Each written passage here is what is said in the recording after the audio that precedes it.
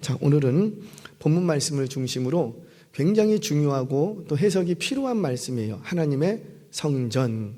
이 제목으로 좀 말씀을 듣도록 하겠습니다. 오늘 말씀은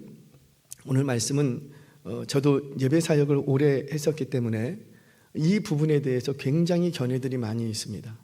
특별히 오늘 말씀은 현대 그리스도인이라면 모두가 잘 알고 있을 만한 말씀이에요.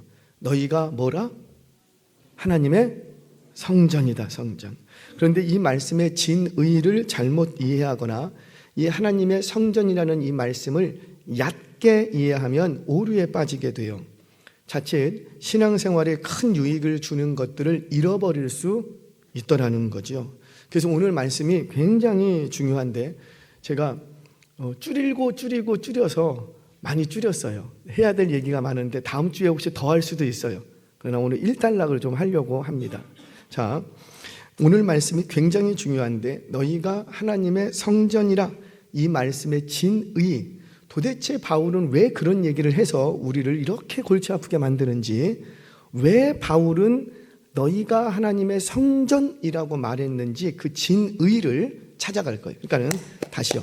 너희가 하나님의 성전이다라는 명제가 갖고 있는 의미도 중요하지만 그 의미도 해석을 할 거예요. 그런데 더 중요한 건 뭐냐면 바울이 왜 그런 얘기를 했냐라는 거죠. 왜 바울이 뜬금없이 너희는 하나님의 성전이다, 왜 이런 얘기를 했는지 그 진의를 오늘 찾아갈 거예요. 자, 먼저 이 말씀을 오용해서 흔하게 빠질 수 있는 오류가 있습니다. 대표적인 오류 두 가지를 얘기할 거예요. 첫 번째는 너희가 하나님의 성전이라는 말씀을 잘못 오용하면 오류에 빠지게 되는데, 첫 번째는 교회를 거부합니다. 교회 생활을 거부하는 거죠. 그래서 조금 신학적으로 고상한 말로 무교회주의 이렇게 얘기합니다. 무교회주의에 빠질 수 있어요. 실제로 일본에서 굉장히 사랑받고 존경받는 우찌무라 간조라는 분이 계십니다. 좀 책을 좀 많이 신학서적을 보신 분들은 이분 이야기를 좀 들었을 거예요. 목사님이라고 부르기는 조금 어렵고 기독교 사상가쯤으로 얘기를 합니다.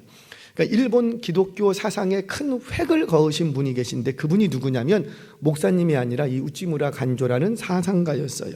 그래서 일본 기독교 사상을 연구하고 일본 기독교 사상은 이분을 통하지 않고는 기독교를 말할 수 없을 정도로 현대 1900년대 현대 일본 기독교 사상에 큰 획을 그으신 분이 바로 우찌무라 간조라는 분입니다.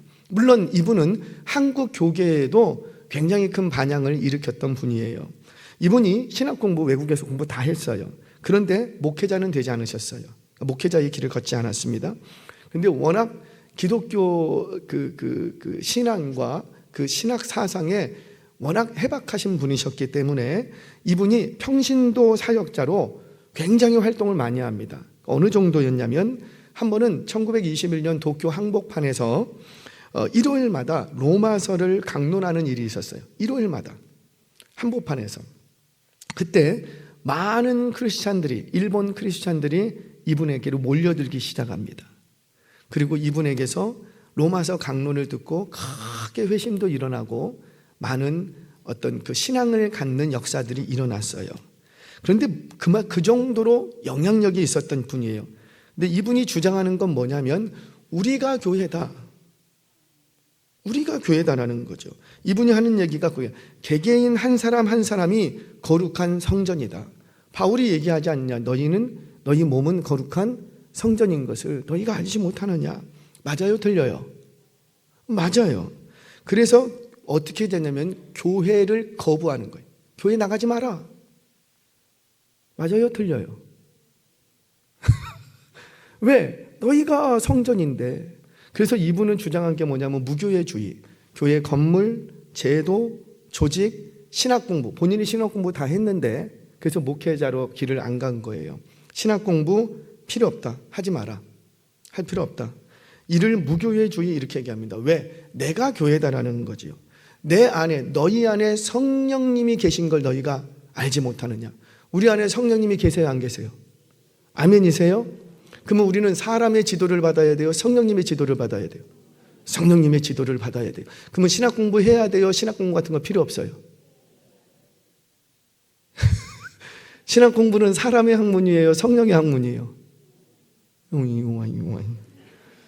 그러니까는 이 우찌무라 간조는 뭘 얘기했냐면 너희 안에 성령님이 계신 거 너희가 알지 못하느냐. 성령님을 구하라. 그래서 성령의 지도함은 받으면 되지 신학 공부할 필요 없다. 성경 공부 같은 거 할 필요 없다. 왜? 누가 가르치시니까. 성령님이 가르치시지 않느냐. 죄에 대하여 의에 대하여 진리에 대해서 책망하지 않느냐. 그러니 우리는 성령의 충만함을 입으면 성령이 내 안에 오셔서 나를 가르치시는 분은 성령님이다. 이렇게까지 나가게 됩니다. 그래서 우리 한국 교회에도 이분의 책들이 많이 나왔는데 무교회주의를 주장했던 분이세요. 자, 이렇게 이 너희는 하나님의 성전이라는 말씀을 오해하면 여기까지 갈 수도 있다는 거예요. 이거 잘못된 거예요. 그분의 신앙 자체는 참 좋아요. 참 좋은데 요거 한 가지, 그분이 여러 가지를 얘기했는데 요거 한 가지가 잘못된 것이었어요. 그러니까 어떤 면에서는 그 잘못된 것들을 딱 끄집어내면 나머지는 우리가 받기에 굉장히 좋은 부분들이 많이 있습니다. 그래서 한국 교회 안에 우찌무라 간조 목사님 이 사상가의 책이 한때 많이 나와 있었어요. 그분의 책이 어쩌면 여러분들의 집에도 한 권 정도는 있을 수가 있어요. 그래서 그분의 책을 보더라도 뭐는 빼고 봐야 되겠다. 그렇죠. 무교회주의 그 사상만은 빼내고 여러분들이 그분의 신앙을 이렇게 받아들이거나 접근을 하면은 유익한 것이 있다라는 거예요. 자, 두 번째 오해는 뭐냐면 너희가 성전이라는 말씀을 통해서 현 교회를 가벼이 여기는 거예요. 현재 있는 교회를 가벼이. 교회를 부인하는 것은 아니지만 교회의 건물, 제도, 조직, 신학 이런 것들을 전체를 가볍게 여기는 거예요. 해도 그만, 안 해도 그만. 뭐 있어도 그만, 없어도 그만 아니냐. 이렇게 가벼이 여기는 거예요. 이것 또한 오류예요. 잘못된 접근이에요. 분명 교회의 건물이나 제도는 교회예요, 교회가 아니에요. 성경은 언제든지 교회를 건물이나 제도로 얘기한 적이 없어요. 그래서 교회가 아니에요. 그리고 교회는 구약적인 개념에서 말하는 성전이에요, 성전이 아니에요? 헷갈려요. 아니에요. 그러나 잘 들으세요.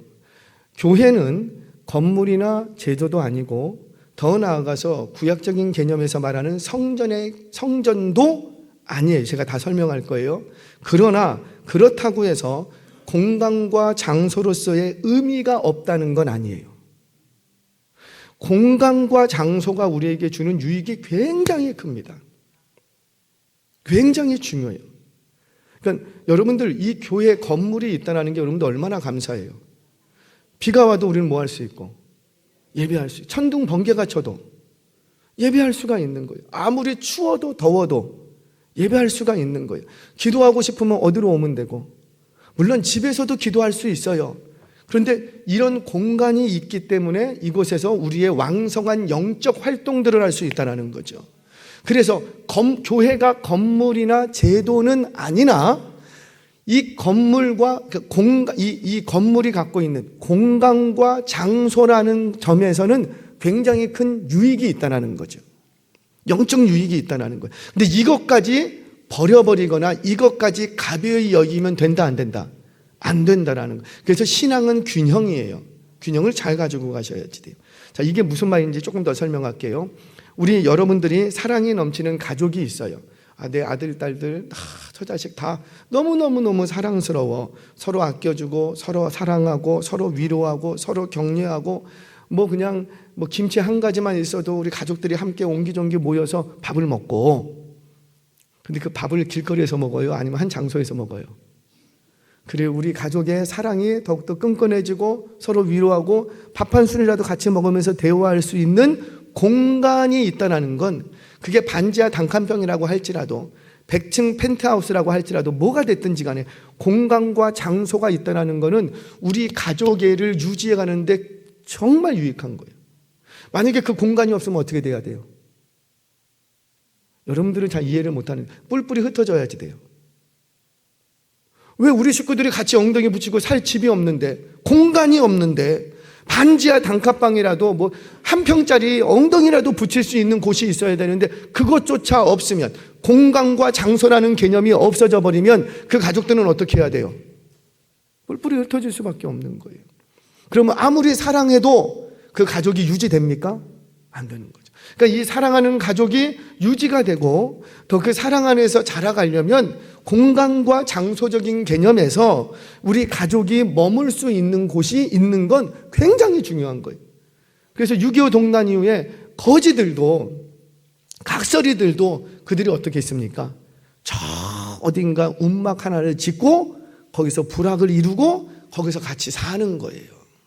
그래서 같이, 거기는 그 각설이들의 뭐가 되고, 공간, 장소, 거기서 생계를 다 유지하고 거기서 이 각설이들이 미래를 꿈꾸고 거기서 출산을 하고 거기서 자식들을 길러가고, 그런 점에서 공간과 장소의 개념은 굉장히 중요하다, 아니면 아무 필요가 없다? 필요하다라는 거죠.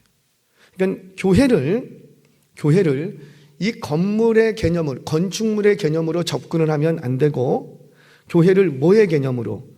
공간과, 이 건축물의 개념이 아니라 공간과 장소라는 개념으로 접근을 하면 우리에게 영적으로 유익 주는 게 굉장히 많다는 거예요. 그러면 이곳에 막 전기가 나가고 막 전구 막 떨어지고 막 청소 막 지저분하게, 피아노 막 현 다 나가 있고, 그리고 냅둬도 되죠?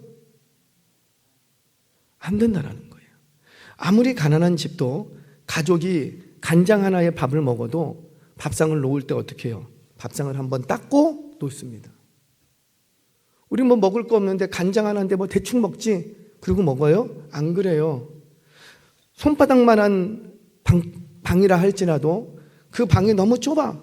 그러니까 청소 하나 많아야 그런다고 해서 막 그냥 대충 하고 막 잡니까? 여러분들, 제가 각설이 예수라는 책을 읽어보는데 그 각설이 예수를 썼던 그 이천호 목사님 쓴 책의 글을 보면 그래요. 각설이들도 출산할 때가 되면 제일 좋은 짚을 갖고 온답니다. 제일 좋은 짚을, 깨끗한 짚을 가지고 오고, 그리고 물을 끓여서 아이 받을 준비를 최선을 다해서 한대요. 우리는 각설이니까 뭐 대충 살아, 대충 낳고 그러지 않는다라는 거죠. 그게 다 뭐예요? 이 영혼을 위해서 그 공간과 장소를 가꾸고 관리할 줄 안다라는 거예요. 그런 의미에서 건축물로서의 접근보다는 어떤 접근으로? 공간과 장소적인 접근으로 우리가 이 교회라고 우리가 보통 부르니까 이 건축된 건축물들을 아끼고 관리하고 하는 건 필요하다, 안 필요하다? 필요하다. 그럼 관리하고 아끼고 돌보는데 하기 싫어서 억지로 하는 게 좋아요? 아니면은 사랑하는 마음으로, 기뻐하는 마음으로 하는 게 좋아요? 그래요. 이해되시나요? 그러니까 이곳이, 이 건축물이 성전은 아니지만 우리에게 굉장히 큰 영적 유익이 있다, 없다? 있다라는 거죠. 자, 교회 건물은 성전이 아니라 공간과 장소적인 개념에서 의미가 있다, 없다? 있다. 이것을 가벼이 여기면 안 된다라는 거예요. 그러나 그 공간과 장소에 너무 큰 의미를 두기 시작하면 그 건축물이 신앙을 대체할 수는 있다, 없다? 없다. 건축물이 신앙은 아니잖아요. 공간과 장소가 신앙은 아니잖아요. 그게 대체된다, 안 된다? 대체할 수는 없다라는 거예요. 자, 바울이 너희가 하나님의 성전이라고 말했던 것은 우리가 지금 말했던 교회를 거부하거나 교회를 가벼이 여기는 이 두 가지 문제를 염두하고 했던 말은 아니었어요. 잘 접근하시고 제가 좀 잘 따라오셔야지 돼요. 그러니까 지금 우리가 현대 사회에서 문제가 되고 있는 이 문제를 다루기 위해서 바울은 너희가 하나님의 성전이다 이런 말을 했던 게 아니라고요. 바울이 이 말을 했던 1차적인 이유가 뭐냐면 이 고린도 교회가 무슨 문제가 있었어요? 그렇죠. 분파주의. 서로 네 편 내 편 갈라서 나는 게바파, 나는 바울파, 나는 아볼로파, 나는 그리스도파, 사람 중심으로 교회가 3, 3, 5 분열되어 있는 거예요. 그 분열되어 있는 교회를 향해서 뭐라고 말했냐면은 너희가 하나님의 성전인 걸 모르냐, 이 말을 했다라는 거죠. 이 분파주의에 대한 이야기는 여러분 잘 기억하세요. 고린도전서를 묵상할 때 4장 21절까지 계속 묵상해야 되는 백그라운드가 됩니다. 그러니까 1장, 2장, 3장, 4장까지 해석을 하려면은 뭐를 염두하고 해석을 해야 된다고요? 그렇죠. 교회 안에 일어났던 분파주의.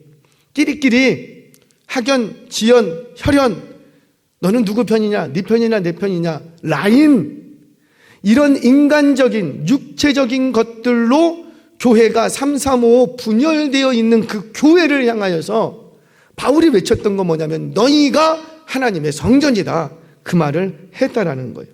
자, 이제부터 이걸 염두하고 오늘 말씀을 좀 듣도록 하겠습니다. 자, 너희가 하나님의 성전이라고 말했던 진의를 밝혀보도록 할게요. 여러분들 지금 눈을 보니까는 뭔 얘기하는 거니 막. 그러니까 잘 쫓아오셔야 돼요. 이거 제가 정말 자신 있게 말씀드립니다. 어디서 이거 못 들어요. 저니까 해드리는 거예요. 한번 들어보세요. 정말인가? 자, 여러분, 너희가 하나님의 성전이라는 말씀은 많이 들었을 거예요. 그렇죠? 여긴 사람 다 아실 거예요. 근데 그게 진짜 무슨 말인가 우리 한번 찾아보자고요.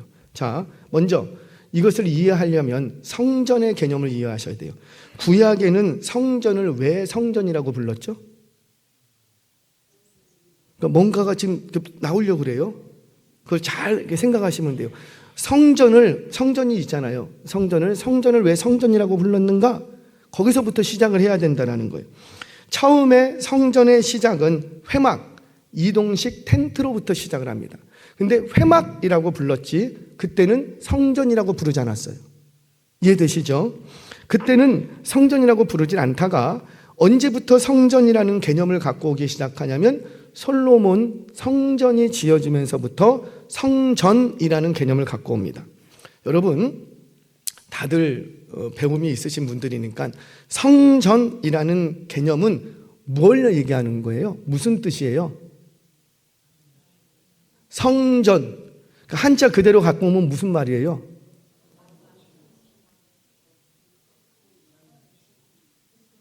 다양해요.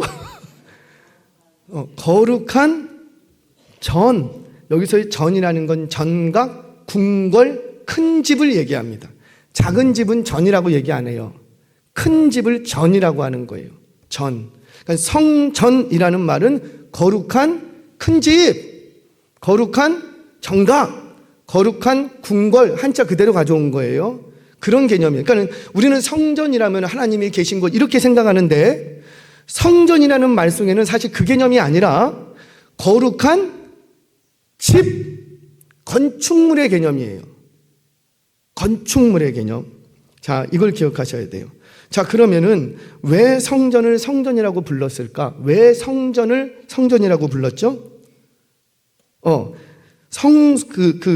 그 전에는 성전이라고 부르기 전에는 회막, 이동식 텐트 이렇게 불렀어요. 근데 회막이라고 불렀고 또 다른 말로는 뭐라고 불렀냐면 성소 이렇게 불렀습니다. 기억나세요?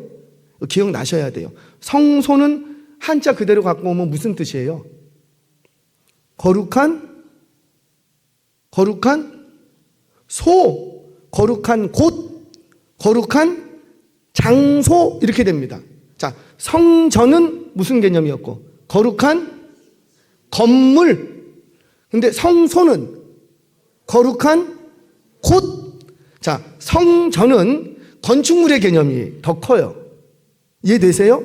그래서 회막을 성전이라고 안 불렀다고요. 성전이라는 개념은 말 그대로 거룩한 전, 집, 궁궐 이런 뜻을 갖고 있다니까요. 그러니까 성전이라고 우리가 뭔가를 부를 때는 건축물의 개념에서 접근을 한 거예요. 그래서 언제부터 성전이라는 개념이 등장했냐면 솔로몬 성전, 건축물이 세워지면서부터, 움직이지 않는 건축물이 세워지면서부터 그거를 향해서 이거를 회막 이렇게 안 부르고 그때부터 뭘 불렀는데 성전. 그러면 성소라는 개념은 거룩한 곳, 장소적인 개념이에요. 이 두 개를 좀 구분하셔야 돼요. 우리는 구분 안 하고 막 사용했어요. 뭐 크게 문제될 건 없는데 이제 이런 부분을 해석하면서 구분 지으실 필요가 있는 거예요. 자, 그러면 다시 얘기합니다. 성전은 건축물로서의 개념을 갖고 성소는 장소적인 개념을 갖다. 아까쯤에 우리 교회는 공간과 장소라는 개념에서 유익이 있다 없다? 있다라고 얘기했죠. 건축물로서의 개념은 없다라는 거예요. 자, 그걸 좀 설명하려고 그래요. 자, 그러면 성전의 구조를 좀 생각하실 필요가 있어요. 구조를. 자, 성전의 구조는 이렇게 됩니다. 뜰이 있고 회랑이라는 것이 있어요. 자, 그래서 바깥에서부터 성전 회랑이 있는 그곳으로부터 이방인의 뜰이 있고 그 이방인의 뜰을 딱 건너면은 유대인 여인들의 뜰이 있고 여인들의 뜰을 딱 건너면 유대인 남자들의 뜰이 있고 그 남자들의 뜰을 지나면 제사장들만 출입하는 뜰이 있어요. 근데 이게 뜰이 구분되는 이유가 뭐냐면 어떤 사람이 어디까지 출입할 수 있는가를 구역을 정해 놓은 거예요. 구역을. 자, 이걸 기억하세요. 그러면 성전이라고 부를 때는 뜰과 회당이 있기 때문에 성전이라고 부를까요? 아니에요. 성전을 성전이라고 부르는 이유가 뭐예요? 거기에 뭐가 있기 때문에. 우리 구조를 한번 생각할게요. 성전의 구조는 지금 이 자세가 좋아요. 눈이 초롱초롱. 자, 성전의 구조는 뜰과 회랑과 그 다음에 가운데 뭐가 있죠? 성소, 그리고 뭐가 있죠? 지성소. 여러 가지 기구들이 있는데 크게 구역이 딱 그렇게 돼 있어요. 자, 우리가 저기를 딱 보고 성전이라고 부를 때는 뜰과 회랑이 있기 때문에 성전이라고 부르지 않는다고요. 성전이라고 부를 때는 그 안에 뭐가 있기 때문에. 성소. 소는 뭐예요? 장소. 전은 건축물. 그러니까 그 건축물을 성전이라고 부를 때는 반드시 그 속에 뭐가 있어야 되고 성소가 있어야 돼요. 성소가 없으면 성전이 아닌 거예요. 잘 들으셔야 돼요. 그냥 신전이지 성소가 아닌 거예요. 그러면 성소를 왜 성소라고 부르죠?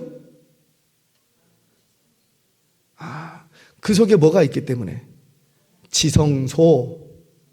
이해되세요? 성소를 왜 성소라고 부르냐면 거기에 뭐가 있기 때문에. 지성소. 그러면 지성소를 왜 지성소라고 부르죠?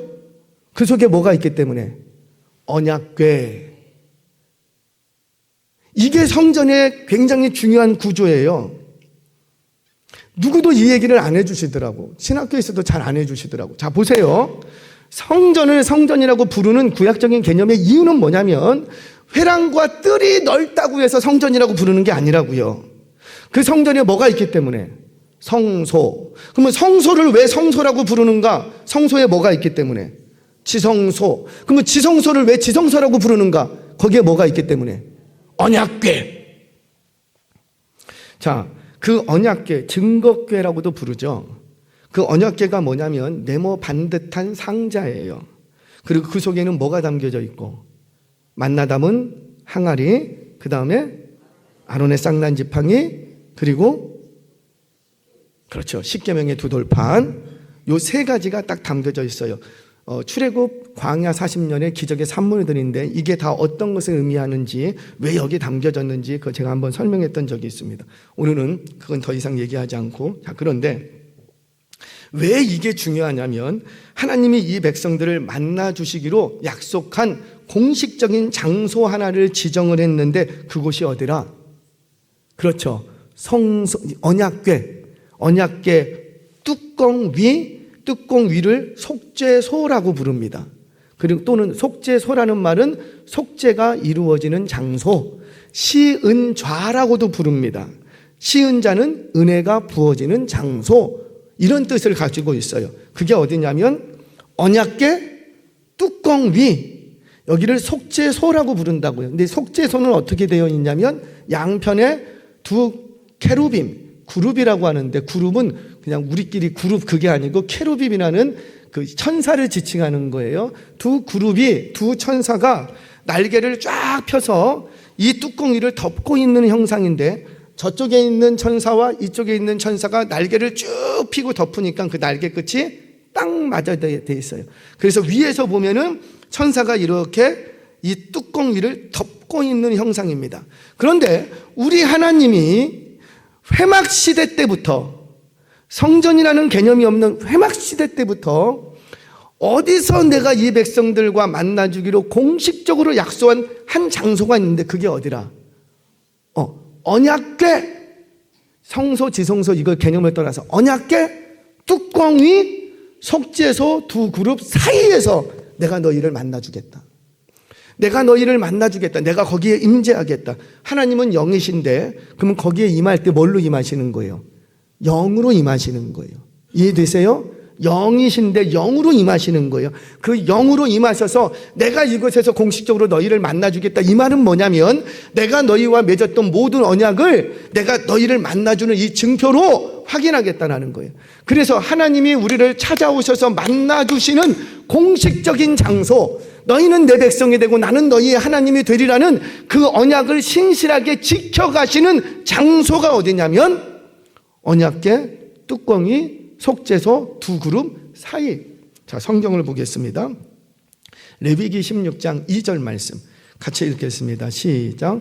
여호와께서 모세에게 이르시되 내 형 아론에게 이르라. 성소의 휘장 안 법궤 위 속죄소 앞에 아무 때나 들어오지 말라. 그리하여 죽지 않도록 하라. 이는 내가 구름 가운데서 속죄소 위에 나타남이니라.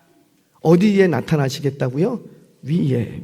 자, 한 절 더 봅니다. 출애굽기 25장 21절 22절 같이 읽겠습니다. 시작. 속죄소를 궤 위에 얹고 내가 내게 줄 증거판을 궤 속에 넣으라. 거기서 내가 너와 만나고 속죄소 위 곧 증거궤 위에 있는 두 그룹 사이에서 내가 이스라엘 자손을 위하여 내게 명령할 모든 일을 내게 어디서 얘기하시겠다? 그렇죠. 뭐 두 그룹 사이에서 언약궤 뚜껑 위에서. 한 절 더 봅니다. 출애굽기 30장 6절 같이 읽습니다. 시작. 그 제단을 증거궤 위 속죄소 맞은편 곧 증거궤 앞에 있는 휘장 밖에 두라. 그 속죄소는 내가 너와 만날 곳이며, 그러니까 하나님이 만나주시기로 약속하신 곳이에요. 그러니까 이 장소만 무너지지 않는다면, 사라지지 않는다면 언제든지 하나님과 맺은 언약은 유효하게 되는 거죠. 자, 마지막 정말 여기서 만나 주셨는지 우리 성경을 통해서 확인합니다. 민수기 7장 89절 7, 8, 9 이렇게 외우시면 돼요. 자, 시작. 모세가 여호와께 말하려 할 때 증거궤 위 속죄소 위에 두 그룹 사이에서 자기에게 말씀하시는 목소리를 들었으니 여호와께서 그에게 말씀하시니. 자, 그래서 지성소는 언약궤가 있는 장소라고요. 그 지성소는 하나님의 임재가 있는 장소예요. 공식적으로. 근데 하나님은 어떻게 임하시냐면 영으로 임하시는 거지요. 그리고 그곳에서 이 백성들과 공식적으로 말씀하시는 장소가 돼요. 그래서 케도시 이렇게 두 번 방목을 합니다. 성소 중에서도 지극히 거룩한 장소, 지성소라고 불리는 거예요. 자, 그러면 다시 성전의 구조로 돌아갑니다. 성전은 뜰과 회랑으로 구분이 되었는데 성전을 성전이라고 부르는 이유는 그 속에 뭐가 있기 때문이다? 추적해 가는 거예요. 성소. 근데 성소를 성소라고 부르는 이유가 뭐라? 지성소가 거기 있기 때문에. 근데 둘 사이는 휘장으로 가려져 있다고요. 근데 지성소를 지성소라고 부르는 이유는 뭐라? 그곳에 뭐가 있으니까? 언약궤, 하나님이 공식적으로 만나주시는 장소이기 때문인 거예요. 자, 그러면 거꾸로 갑니다. 지성소가 없으면 뭐도 없고, 순서대로 가보세요. 자, 성전을 성전이라고 부르는 이유는 뭐가 있기 때문에? 성소. 성소를 성소라고 부르는 이유는 뭐가 있기 때문에? 지성소. 지성소를 지성소라고 부르는 이유는 언약궤가 있기 때문에. 자, 그러면 지성소가 사라지면 뭐도 없어지고 성소도 사라지고, 성소가 사라지면 뭐도 사라지고 성전도 사라지고. 이 개념을 잘 잡으셔야지 돼요. 성전을 성전이라고 불렀던 이유는 회랑이 있고 으리으리해서 성전이라고 부른 게 아니라 거기가 뭐가 있기 때문에 성소. 성소를 왜 거룩한 장소라고 불렀는가? 거기에 지성소가 있기 때문에. 지성소를 왜 지성소라고 불렀는가? 거기에 하나님이 공식적으로 만나주는 장소가 거기에 있기 때문에. 그런데 지성소가 사라지면 뭐도 사라지고 성소도 사라지고 성소가 사라지면 뭐도 사라지고 건물은 있다 할지라도 그걸 성전이라고 부른다 안 부른다? 안 부른다라는 거지요. 여기까지 이해가 되시죠? 그런데 성소와 지성소를 구분하는 휘장 하나가 있었는데 그 휘장이 찢겨져 버립니다. 찢겨져 버립니다. 그러면은 뭐의 구역이 사라지는 거예요? 그렇죠. 지성소의 구역이 없어져 버리는 거예요. 엄밀한 의미에서는 지성소의 구역이 없어지는 것이 아니라 지성소의 구역이 확장돼 버리는 거죠. 그전에는 지성소와 성소를 구분 지었는데 이제 휘장이 찢겨지면서 지성소는 사라지는 것이 아니라 지성소의 영역이, 구역이 넓혀져요. 성소를 덮어버리고 성소만 덮는 것이 아니라 성전을 덮어버리고 성전을 덮어버리는 것이 아니라 그 이스라엘 예루살렘 성읍과 유다와 사마리아와 땅끝까지 지성소의 구역이 확장되어 버리는 거죠. 그래서 온 땅은 뭐가 되고 거룩한 땅이 되는 거예요. 지성소가 되는 거예요. 지성소가. 저는 인정은 합니다. 옛 어른 목사님들은 굉장히 경건하셨기 때문에 교회 건축물, 교회 건물을 두고 성전이라고 불렀어요. 저 어렸을 때도 저희 목사님이 이곳은 성전이다 그렇게 배움을 받았어요. 저는 충분히 이해합니다. 그리고 제가 서 있는 이곳을 우리 어른 목사님들은 제단이라고 불렀어요. 기억나세요? 제단 앞에 나와서 찬송가도 내가 제단 앞에 나와서 이런 찬송가 있었어요. 이해를 합니다. 그러면 이곳이 제단이면 어디가 지성소고 어디가 성소죠? 제가 대제사장이 되나요? 그건 아니잖아요. 그럼에도 불구하고 옛 어른 목사님들께서 이곳은 성전이라고 부르고 제단이라고 부른 것을 저는 충분히 이해하고 수용을 할 거예요. 해요. 그러나 그렇다고 해서 저도 이곳을 성전이나 제단이라고 부르지는 않을 거예요. 이해가 되시죠? 만약에 이곳을 성전 또는 제단이라고 부른다면 어디가 성소의 뜰이 될 것이며 어디가 회랑이고 어디가 성소고 어디가 지성소가 될 거예요. 예수 그리스도께서 십자가에 죽으심으로 이제는 성소, 거룩한 성전, 거룩한 큰 집, 건축물로서의 성전은 있다 없다? 없다. 그런데 이걸 고수하는 시대가 교회사 역사 속에서 있었어요. 그 주동 세력이 누구였냐면 카톨릭이었습니다. 거기에서 개혁한 것이 프로테스탄트, 개혁교회예요. 그런데 개혁교회 목사님들이 교회 건축물을 두고 공간과 장소적인 개념, 거룩한 장소적인 개념으로 접근하는 것이 아니라 성전이라든지 제단이라든지라고 말하는 것은 다시 종교개혁 이전으로 돌아가겠다라는 말밖에 되지는 않는 거예요. 더 심각하게는 구약으로 돌아가자 그 말이에요. 구약으로 돌아가자 그 말은 뭐예요? 예수 그리스도의 십자가의 죽으심 우리 없던 일로 하자 그 말하고 똑같은 거예요. 그래서 우리는 구약으로 돌아갈 수 있다 없다? 없다. 돌아가서도 안 되는 거예요. 사랑하는 여러분, 건축물로서의 성전은 무너졌습니다. 이건 제 말이 아니죠. 예수님께서 말씀하셨어요.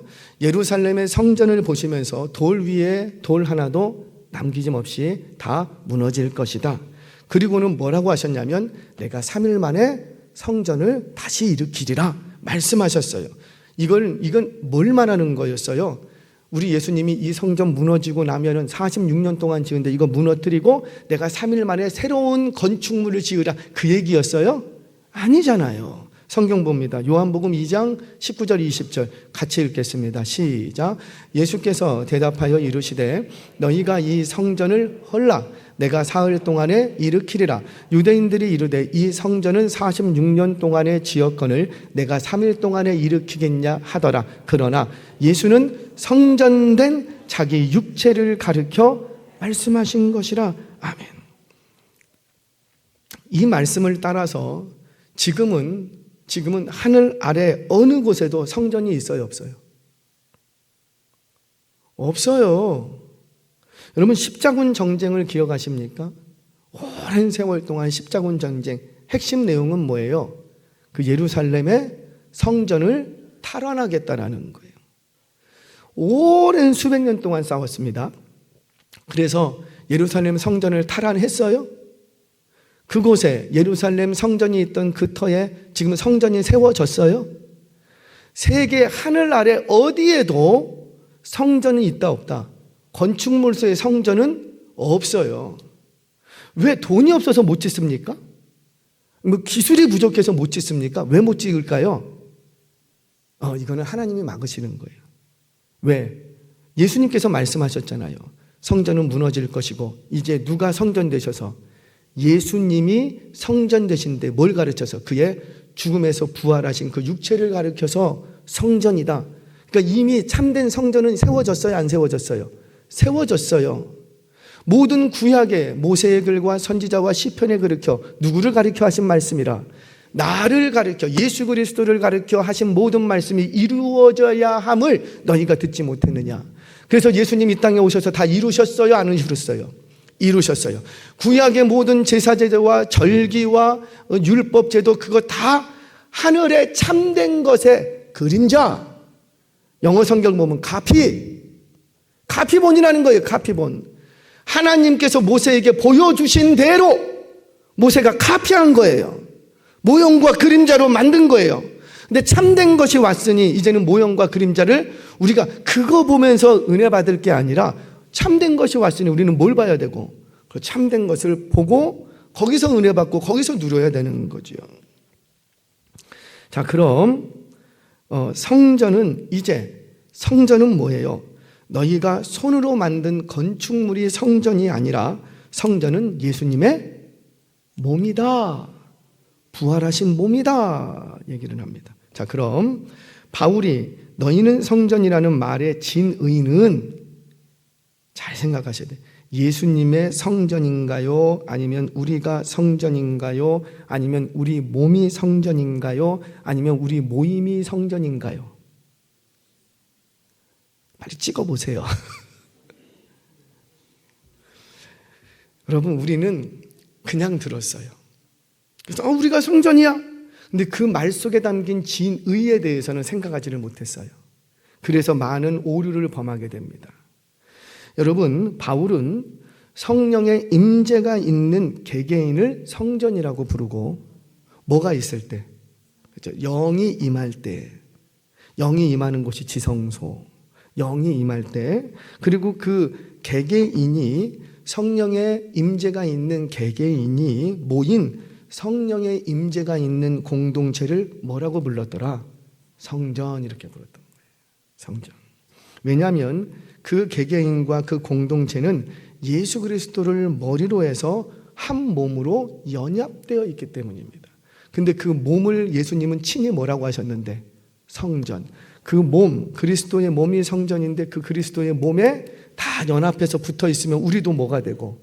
성전이 된다라는 거죠. 자, 성경을 보겠습니다. 에베소서 2장 20절 22절 같이 읽겠습니다. 시작. 너희는 사도들과 선지자들의 터 위에 세우심을 입은. 자, 보세요. 너희는 뭘 입은 자라? 세우심을. 건축물이라 지금 그 뜻인 거예요. 세우심, 건축되었다. 세웠다는 건 빌딩. 세웠다, 건축되었다 그 뜻이에요. 누가? 너희가. 다시 한번 읽겠습니다. 너희는 시작. 너희는 사도들과 선지자들의 터 위에 세우심을 입은 자라. 그리스도 예수께서 친히 모퉁이 돌이 되셨느니라. 그의 안에서 건물마다 서로 연결하여 주 안에서 성전이 되어지고. 잠깐만, 누가? 그렇죠, 너희가 고목사 건물, 건물 하나 있어요. 할렐루야. 우리 장로님 건물 몇 평짜리? 몇 층짜리? 막 불러. 권사님 건물, 장로님 건물, 집사님 건물, 거기 우리 김 집사님 그냥 100층. 할렐루야. 그런 건물들이 이제 예수 그리스도 안에서 어떻게 되고 서로 하나의 통으로의 건물로 세워져 가고 있다는 거예요. 자, 주 안에 서로 연결되어 시작. 서로 연결하여 주 안에서 성전이 되어 가고. 왜? 누가 성전이시니까? 그렇죠. 예수님의 몸이 성전이 되어 가고. 시작. 너희도 성령 안에서 하나님이 거하실 처소가 되기 위하여 그리스도 예수 안에서 함께 지어져 가느니라. 아멘. 그러면 우리는 뭐예요? 성전인 거예요. 우리가 성전. 그래서 우리가. 바울은 에베소 교회를 향해서 뭐라고 말하냐면 너희들 그래서 다시 본문으로 돌아와서 지금 바울이 너희는 하나님의 성전이라고 말하는 것은 개개인을 두고 하시는 말씀이기도 하지만 정작 바울의 논지는 뭐냐면 너희, 교회로 부름받은 너희, 건축물이 아니라 조직이 아니라 너희가 하나님의 성전이라는 거예요. 왜? 그리스도 그분이 성전 되시는데 그분 안에서 우리는 서로 그분과 연합되어 우리는 서로 연결되어 함께 지어져 가고 있기 때문이라는 거죠. 그런데 지금 고린도 교회는 뭐 하고 있어요? 서로 분파주의, 분열주의, 건축됐던 거 그거 끊어버리겠다는 거예요. 내 건물 내놔, 네 건물 내놔. 우리 끊자. 연결되어 있던 거 다 끊어버리고 우리 A블럭, B블럭, C블럭, D블럭 나누자. 그 거룩한 성전으로 지어가고 있는데 너희들 중에서 분쟁과 분파와 파벌 싸움 때문에 이거 인간적인 싸움인데 영적인 싸움이 아니에요. 인간적인 싸움이에요. 인간적인 싸움인데 이것 때문에 성전을 끊어먹고 잘라먹고 더럽히는 자들이 있다고 하니 하나님이 그들을 멸시하시겠다. 멸시한다는 건 뭐예요? 심판하시고 버려버리겠다. 쓸어버리겠다. 그 말이세요. 얼마나 두려운 말씀입니까? 너희는 거룩한 하나님의 성전이다. 우리는 이 얘기를 들으면 굉장히 홀리하고 흐뭇하게 생각하는데 진짜 바울이 그 1세기에 했던 말은요 굉장히 무서운 말이었다는 거죠. 나 교회 열심히 다니고 있는데 봉사하고 직분도 가졌는데 인간적인 파벌주의와 분파주의 때문에 교회를 찢어놓는 일에 동참한다면 하나님이 너희를 어떻게 하겠다? 멸시하겠다. 심판하겠다. 저주하겠다. 진노하겠다는 이게 얼마나 두렵고 엄미한 말씀입니까? 말씀을 정리하겠습니다. 이걸 이해하시면 다음 구절이 그냥 쑥 들어옵니다. 에베소서 4장 1절에서 4절 같이 읽겠습니다. 시작. 그러므로 주 안에서 갇힌 내가 너희를 권하노니 너희가 부르심을 받은 일에 합당하게 행하여 모든 겸손과 온유로 하고 오래 참음으로 사랑 가운데서 서로 용납하고 평안에 매는 줄로 성령이 하나 되게 하신 것을 힘써 지키라.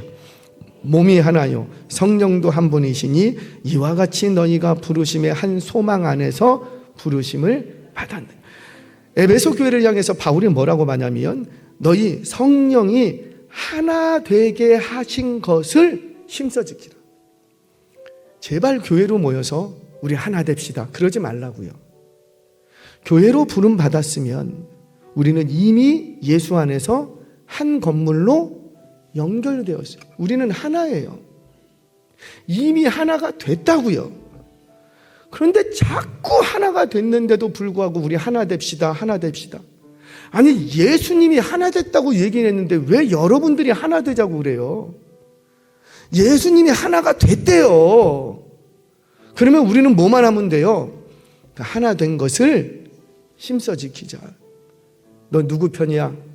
너 학교 어디 나왔어? 너 고향이 어디야? 교회 안에서 하나님이 예수 그리스도를 터로하여 이미 하나의 건축물로 하나 되게 하셨다고요. 그런데 그것을 갖다가 너 학교 어디 나왔어? 너 직업이 뭐야? 너 누구 편이야? 너 내 편 맞아? 그러면서 인간적인 생각과 인간적인 조직과 인간적인 계획을 가지고 하나 되게 하신 것을 갈라놓고 있다면 서로 분열을 조장하고 분쟁을 조장하고 너 내 뒤로서 라인을 만들고 그거 하나님이 멸시하시겠답니다. 심판하시고 저주하시고 책망하시겠다는 그런 의도에서 하나님은 뭐라고 말씀하셨냐면 바울의 입술을 통해서 너희는 하나님의 성전이다. 그러니 제발 교회 안에서 인간적인 연줄과 학연과 지연을 갖고 와서 교회를 3, 4, 5 분열시킨 거나 더럽히지 말고 하나님이 거룩하신 것처럼 너희도 거룩한 하나의 집이라는 사실을 잊지 말라라는 거예요. 옆에 계신 집사님과 성도님들을 바라볼 때에 반드시 기억하십시오. 이분이 안 계시면 나 무너집니다. 이분도 내가 없으면 무너집니다. 우리는 왜? 서로가 하나 되게 연결되어 있기 때문이에요. 이 하나된 의식, 하나님의 거룩한 성전되었다는 이 의식을 가지고 교회에 하나 되게 하신 것을 인간적인 수단으로 갈라놓지 않고 하나 되게 하신 것을 힘써 지켜 거룩한 공동체로 세워져 가시기를 주의 이름으로 축원합니다.